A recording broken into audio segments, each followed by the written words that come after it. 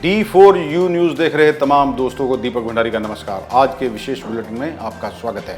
कांग्रेस के पूर्व राष्ट्रीय अध्यक्ष राहुल गांधी ने मंगलवार को पटियाला में अपनी खेती बचाओ यात्रा के दौरान कहा कि केंद्र सरकार द्वारा लाए गए तीनों काले कानूनों से किसान और खेती दोनों बर्बाद हो जाएंगे। बता दें कि राहुल गांधी पिछले 3 दिनों से पंजाब की यात्रा पर थे और आज उनका अंतिम दिन था। उन्होंने उत्तर प्रदेश के हाथरस गैंगरेप में और मर्डर के मामले में कहा कि आज लाठियां चलाना आम बात हो गई है और मैं लाठियां खाने को तैयार हूं, पर कांग्रेस कभी भी पीड़ित का साथ नहीं छोड़ेगी। राहुल गांधी ने मोदी सरकार पर निशाना साधा और कहा कि पहले सरकार ने नोटबंदी की, फिर जीएसटी की और अब 3 कृषि ऑर्डिनेंस लाकर देश के साथ धोखा किया है। हमारी ये यात्रा इन 3 काले कानूनों के खिलाफ है। ये जो कानून प्रधानमंत्री जी ने बनाया एग्जिस्टिंग स्ट्रक्चर है, फूड सिक्योरिटी का एग्जिस्टिंग स्ट्रक्चर है, उसको खत्म करने का, नष्ट करने का तरीका है।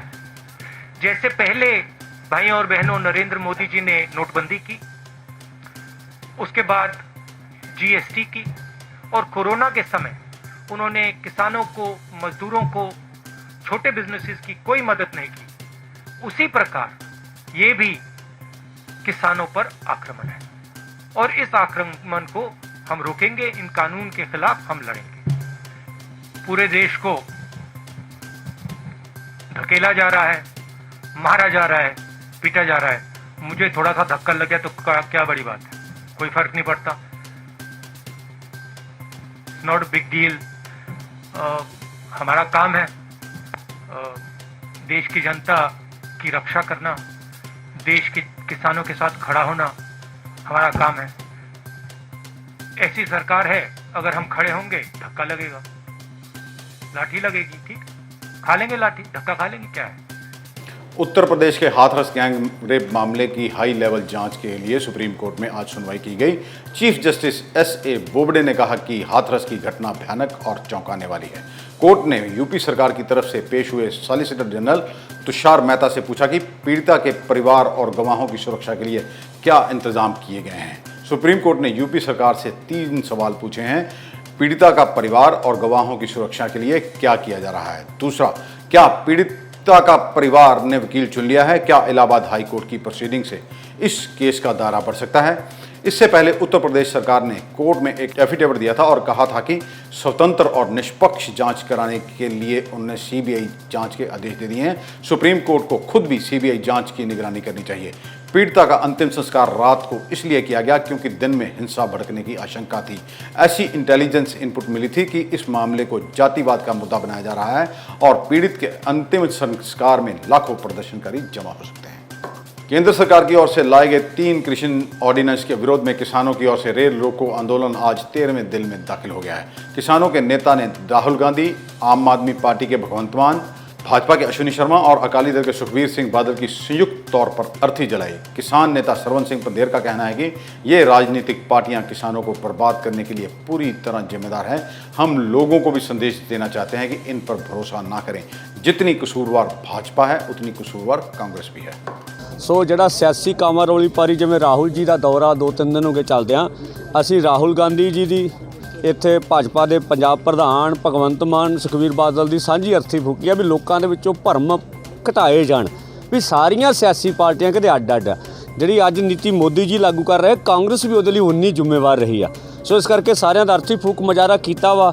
ਇਹ ਤੋਂ ਗਾਹਾਂ ਜਿਹੜਾ ਰਾਹੁਲ ਜੀ ਨੇ ਵਾਅਦਾ ਕੀਤਾ ਵੀ ਸਾਡੀ ਸਰਕਾਰ ਆ ਗਈ ਤਾਂ ਅਸੀਂ ਜਿਹੜਾ ਵਾ ਕਾਨੂੰਨ ਪਾੜ ਕੇ ਰੱਦੀ ਦੀ ਟੋਕਰੀ ਸੁੱਟ ਦਿਆਂਗੇ। ਠੀਕ ਉਹਨਾਂ ਦੀ ਗੱਲ ਹੋ ਸਕਦੀ ਆ, ਪਰ ਇਹ ਭਰੋਸਾ ਕਿਵੇਂ ਕਰੀਏ? ਕਾਂਗਰਸ ਨੇ ਕਰਜ਼ੇ ਵਾਲਾ ਵਾਅਦਾ ਪੰਜਾਬ 'ਚ ਕੀਤਾ, ਰਾਜਸਥਾਨ ਦੇ ਵਿੱਚ ਕੀਤਾ, ਛੱਤੀਸਗੜ੍ਹ ਦੇ ਵਿੱਚ ਕੀਤਾ, ਭਾਵੇਂ MP 'ਚ ਉਹਨਾਂ ਦੀ ਸਰਕਾਰ ਚਲੀ ਗਈ ਆ। ਕੀ ਜਿਹੜਾ ਕਰਜ਼ੇ ਵਾਲਾ ਵਾਅਦਾ ਪੂਰਾ ਹੋ ਗਿਆ ਰਾਹੁਲ ਜੀ? ਜੇ ਉਹ ਪੂਰਾ ਹੋ ਗਿਆ ਤਾਂ ਅੱਗੇ ਵਿਸ਼ਵਾਸ ਕਰ ਲੈਣੇ ਆ। 3 दिन पहले कोरोना से पॉजिटिव पाए गए अमेरिका के राष्ट्रपति डोनाल्ड ट्रंप इलाज के बाद सोमवार रात अस्पताल से व्हाइट हाउस पहुंच गए हैं। वहां पहुंचते ही उन्होंने कहा कि कोरोना से डरने की जरूरत नहीं है। हालांकि उनके डॉक्टर ने कहा है कि राष्ट्रपति की सेहत का अभी बहुत ध्यान रखना होगा क्योंकि खतरा अभी टला नहीं है। व्हाइट हाउस में ट्रंप ने मास्क भी हटा दिया। राष्ट्रपति ट्रंप समेत 15 ऑफिसर और सांसद भी संक्रमित पाए गए हैं। I just left Walter Reed Medical Center and it's really something very special. The doctors, the nurses, the first responders, and I learned so much about coronavirus.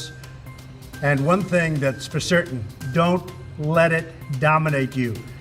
Don't be afraid of it. You're going to beat it. We have the best medical equipment. We have the best medicines, all developed recently. And you're going to beat it. I didn't feel so good. Corona के बीच 7 महीनों से बंद पड़े multiplex खोलने की तैयारी कर ली गई है। मंगलवार को सरकार ने स्टैंडर्ड ऑपरेटिंग प्रोसीजर जारी कर दिया है। कंटोनमेंट जोन को छोड़कर बाकी इलाकों में 15 अक्टूबर से 50% की कैपेसिटी के साथ मल्टीप्लेक्स और सिनेमा हॉल शुरू किए जा सकेंगे, लेकिन फिजिकल डिस्टेंसिंग रखनी होगी। 2 लोगों के बीच की सीट को खाली रखना होगा। कोरोना वायरस पर फिल्म दिखाना भी जरूरी कर दिया गया है। उसके बाद पूरे हॉल को सैनिटाइज भी करना अनिवार्य कर दिया गया है।